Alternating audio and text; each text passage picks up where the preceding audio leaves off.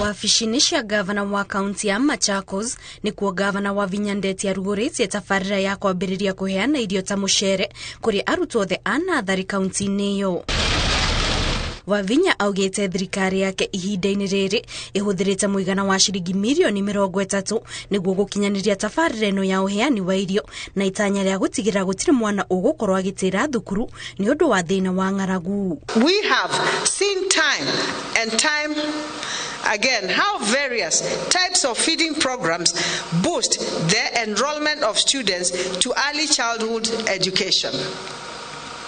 Education is an important aspect in the realization of Vision 2030 in our country and also in achieving my chakula mezani, pesa mfukoni dream for Machakos County.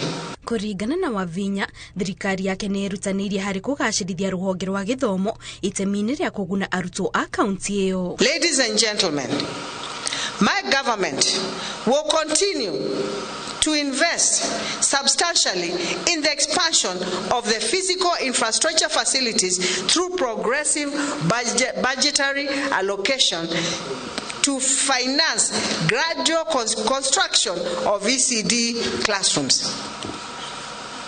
And that one will start in earnest once we float our tenders immediately.